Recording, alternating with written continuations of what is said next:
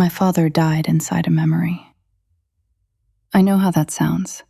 Memories are safe, that's the whole point. Your body freezes, your mind observes, nothing can touch you. You're watching a recording of something that already happened. The past can't hurt you. Except it hurt him. 6 years ago, Kieran Voss went into ReLive and didn't come out. Cardiac event triggered by neural load, the report said. I've read it 40 times.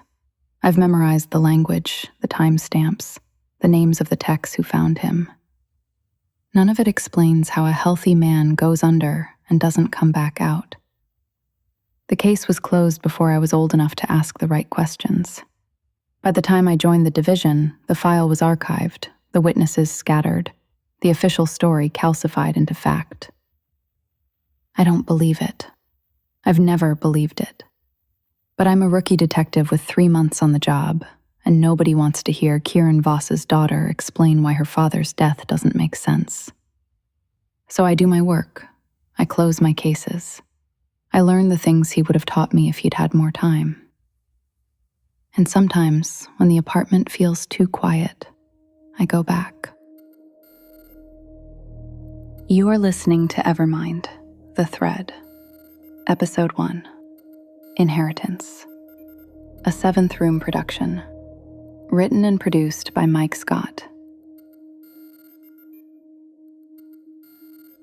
Chapter 2, Under. The memory is 6 years old, which means the compression is starting to show. Micro artifacts at the edges of my vision, a softness to shadows that weren't soft in life. But his voice is perfect. They always prioritize voice. You're looking at it wrong. I'm 17, hunched over a display in his home office, frustrated with the dataset he's asked me to analyze.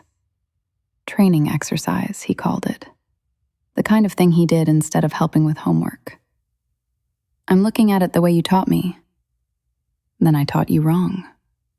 He leans over my shoulder, close enough that I can smell his coffee, his soap, the particular scent of him that I've never found anywhere else.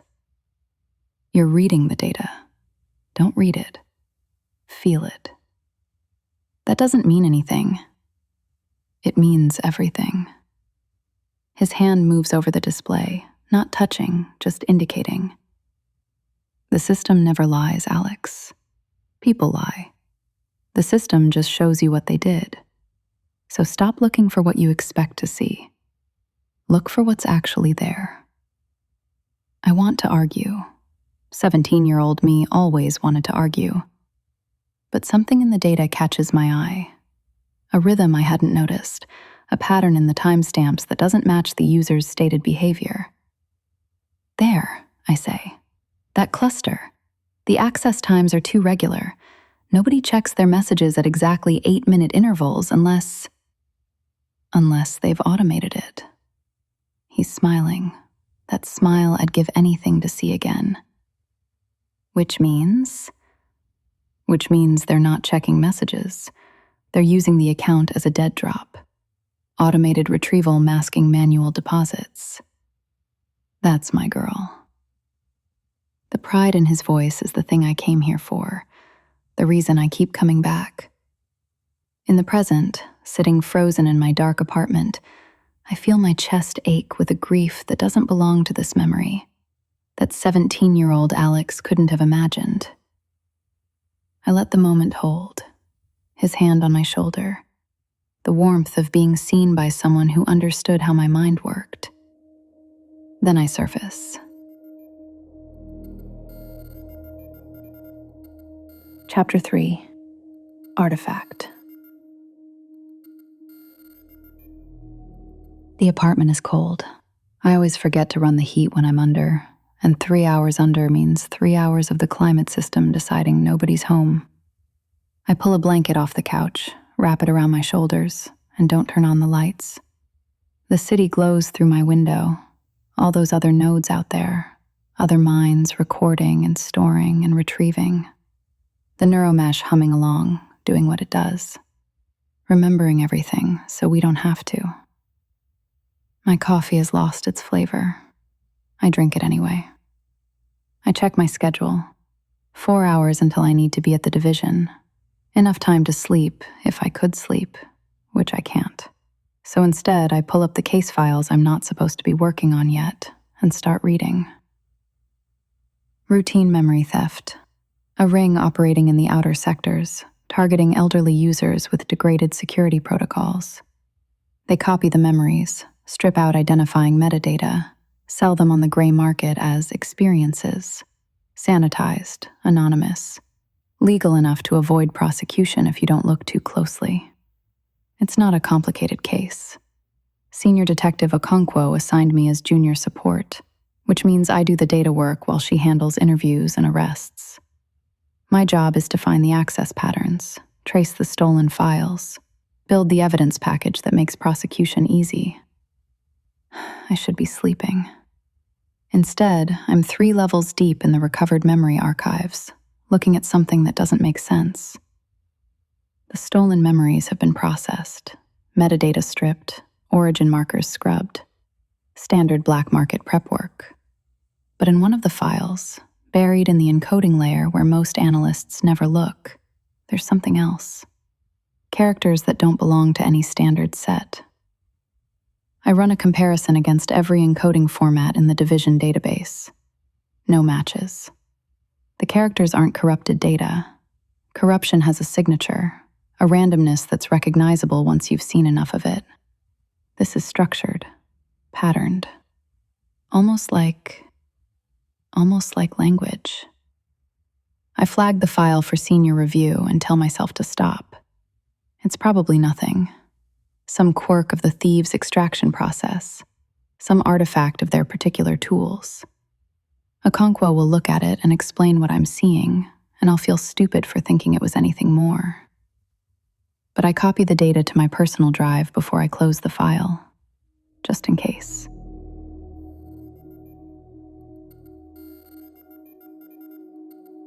Chapter 4. Division. The division occupies 3 floors of a building that used to be something else. A hospital, maybe, or a server facility. The architecture has that institutional blankness, all right angles and neutral colors, the kind of space designed to be forgettable. I like it. The walls don't ask anything of you. Voss? Detective Chen waves me over as I come through the security barrier. He's senior staff, 15 years in, the kind of career lifer who knows everyone and remembers everything. Okonkwo's looking for you. I'm not late. Didn't say you were. He grins. She's in interview 3. The Reyes bust went down this morning. The memory thieves. We got them. I should feel satisfaction. This is my first real case. My first arrest, the first time I've contributed to actually removing bad actors from the system. Instead, I feel the weight of that anomaly file, still sitting on my personal drive, still unexplained. I push it aside and head for interview 3. Chapter 5. Dismissed. Okonkwo is tall, gray-streaked, built like someone who could still chase down a suspect if she needed to, but prefers not to. She's been with the division for 20 years. She knew my father. She never talks about him. Voss, good. Sit. The interview room is small and deliberately uncomfortable.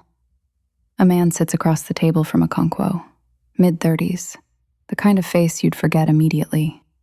Hands folded with the careful stillness of someone who knows he's being recorded. This is Dario Reyes, Okonkwo says. He's decided to cooperate. Limited cooperation, Reyes corrects. I can give you the distribution network. Names, access points, buyer lists. In exchange for consideration at sentencing. We'll discuss consideration after we verify your information. Okonkwo slides a tablet across the table. Start with the extraction process. How did you pull the memories without triggering integrity alerts? I listen as Reyes explains the technical details. Custom tools, timing exploits, the specific vulnerabilities in older node models that let them slip past security. It's clever work, actually. Not sophisticated enough to avoid getting caught, but clever. I wait for a pause in the questioning. The encoding, I say. Both of them look at me.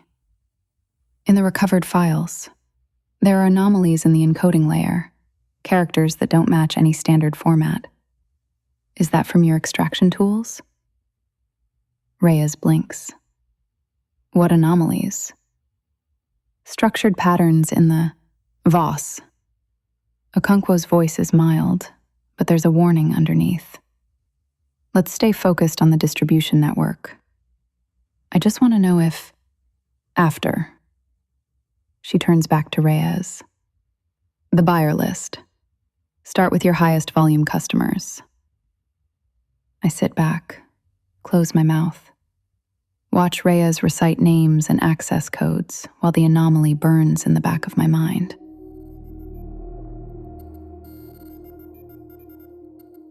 Chapter 6. Pattern. After the interview, Okonkwo pulls me aside. Good instinct, flagging those encoding irregularities. You saw my report? I saw it. She leans against the corridor wall, arms crossed. Tech ran an analysis this morning. Corruption artifacts from the extraction process. The thieves were using modified tools, introduced some noise into the encoding layer. Nothing significant. It didn't look like corruption to me.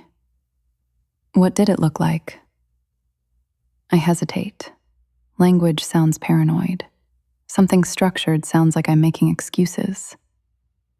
I don't know, something intentional. Okonkwo studies me for a moment. I can't read her expression. Your father used to do this, she says finally. See patterns where the rest of us saw noise. Half the time he was chasing ghosts. The other half, he was 3 steps ahead of everyone. My chest tightens. Which half is this? Corruption artifacts. She pushes off the wall. Good work on the data analysis. The case is closed. Write up your portion of the report and move on. We've got a new referral coming in tomorrow. Identity theft cluster in the eastern sectors. I want you on it. She walks away before I can respond. I stand in the corridor, thinking about my father chasing patterns, wondering which half of the time killed him.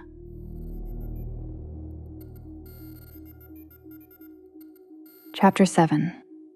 Gray Market. Silas lives in the gray space between legal and not. A neuroengineer who lost his license for reasons he's never fully explained, now running a private practice out of a converted warehouse that definitely doesn't meet code. He was my father's best friend. He's been watching over me since the funeral. You look tired, he says when I show up at his door. Thanks, you look old. He snorts and waves me inside. The warehouse is cluttered with equipment I only half recognize. Diagnostic rigs, prototype interfaces, storage arrays humming with data that probably shouldn't exist outside official channels. Silas has always operated in the spaces the authority pretends don't exist. Tea, he offers. Coffee. I don't have coffee. Tea is better for you anyway. He's already filling a kettle. Sit. Tell me what's wrong. Nothing's wrong. You showed up at my door at 9 p.m. Something's wrong. I sit on his cluttered workbench, pushing aside a tangle of cables. Closed my first case today. Memory theft ring in the outer sectors. Congratulations. There was something in the recovered files. Encoding anomalies. Patterns in the data that didn't match any known format. Silas's hands pause on the kettle, just for a moment, Then he's moving again, pulling down cups, measuring tea. What kind of patterns? Structured, almost like language. I flagged it for review, but tech said it was just corruption from the extraction process. And you don't believe them? I don't know. I watch him work. There's something careful in his movements, something controlled. It looked intentional to me, but I'm a rookie. Maybe I'm seeing things that aren't there. The kettle starts to steam. Silas pours water over the leaves, taking his time. Your father used to see things that weren't there, he says finally. Except sometimes they were. He had an instinct for patterns, real patterns, the kind that mean something. You've got the same instinct. Okonkwo said the same thing. Mira's smart. He hands me a cup. The tea smells like jasmine and something sharper underneath. She's also careful. Careful is how you survive in the division. What are you saying? I'm saying... He settles into the chair across from me, wrapping his hands around his own cup. I'm saying that instincts are good, but so is patience. If there's really something in those files, it'll still be there tomorrow, and next week, and next month. You don't have to solve every mystery the moment you see it. That's not what Dad would have said. No. Something shifts in Silas's expression. It's not. We drink our tea in silence. I want to ask what he's not telling me. I want to push until he gives me something real, some piece of my father's story that I don't already know. But I've learned, over 6 years, that pushing Silas only makes him close down. So I drink my tea and talk about other things, and pretend I don't notice the way he watches me when he thinks I'm not looking. Chapter 8. Here. Lyra's apartment is warm where mine is cold, bright where mine is dim. She's made it a home in a way I've never figured out. Plants on the windowsill, art on the walls, the smell of actual cooking instead of reheated packets. You're late, she says when I come in, but she's smiling. Got caught up with Silas. The mysterious Silas. She hands me a glass of wine. You know, I've been seeing you for 3 months, and I still haven't met any of your friends. Silas isn't a friend. He's more like a concerned uncle who knows too much about neural architecture. Even better. When do I get to meet him? I sip the wine instead of answering. Lyra watches me, her head tilted in that way she has, like she's listening to something underneath my words. You're doing the thing again, she says. What thing? The thing where you're here, but you're not here. She moves closer, runs a hand through my hair. Where'd you go, Alex? Nowhere, just work stuff. It's always work stuff. Not accusing, just true. You know you're allowed to have an evening off, right? The division won't collapse without you. I set down the wine and pull her toward me.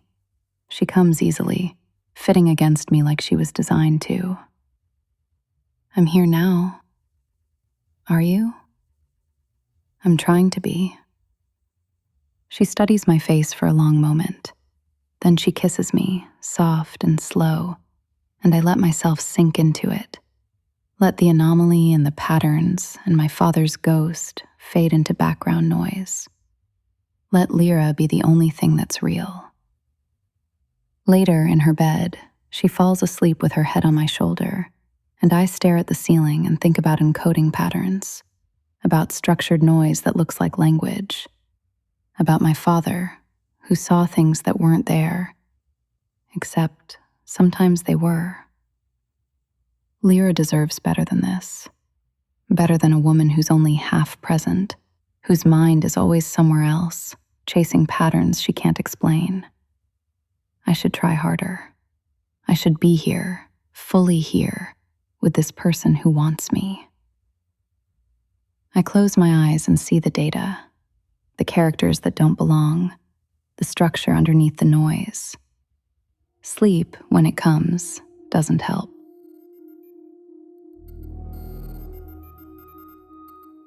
Chapter 9, Prototype.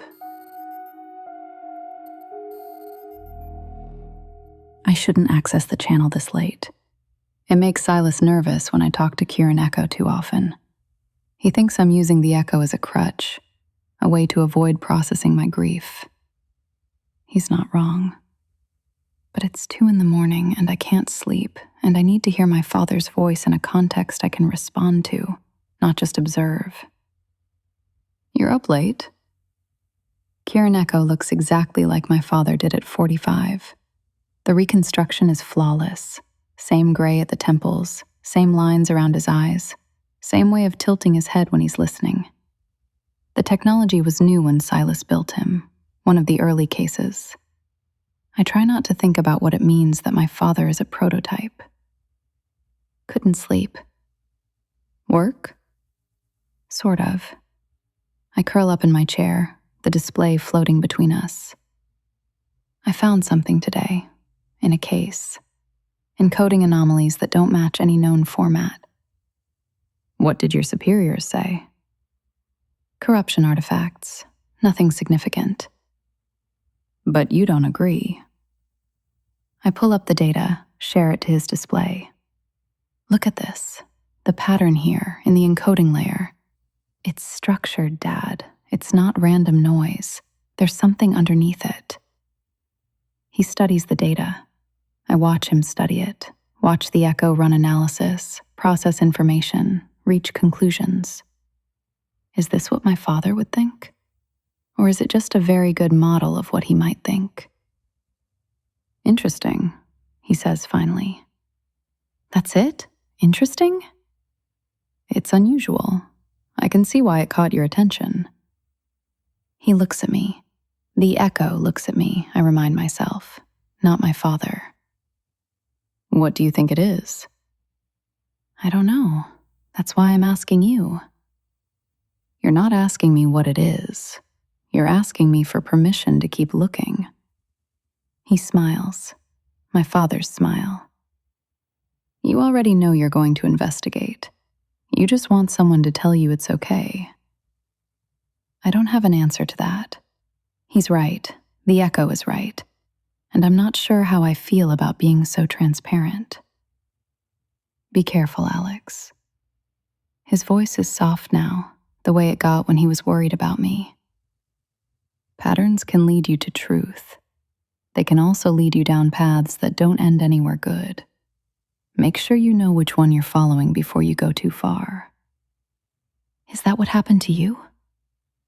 The words are out before I can stop them. The question I've never asked directly. Not Silas, not Okonkwo, not anyone. Kieran Echo goes still. The processing pause is longer than usual. I don't know what happened to me, he says finally. I have your father's memories up until the day before he died. Everything after that is absence. I can't tell you what path he was following or where it led. I can only tell you that he loved you and that he would want you to be careful.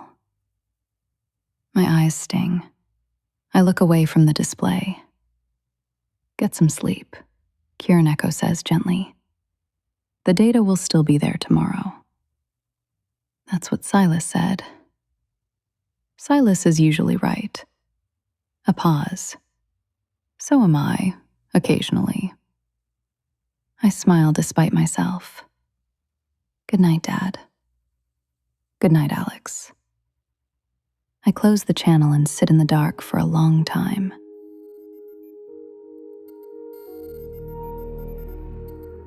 Chapter 10, Thread.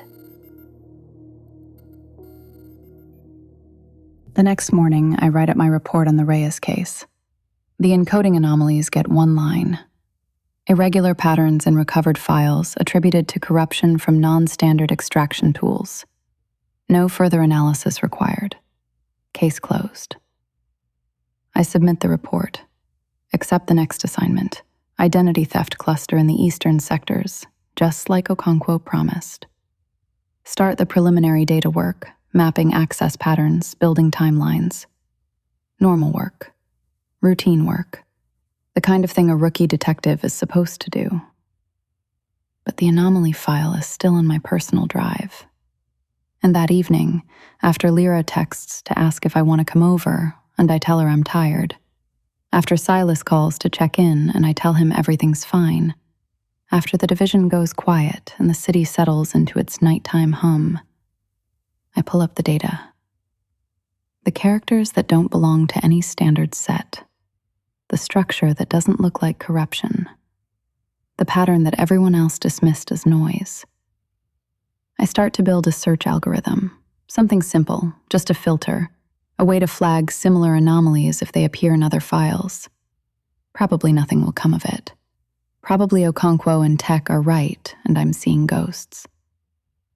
But my father saw ghosts too, and sometimes they were real.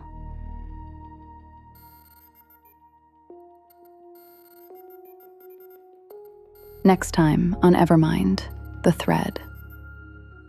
The pattern appears again, and again, and again.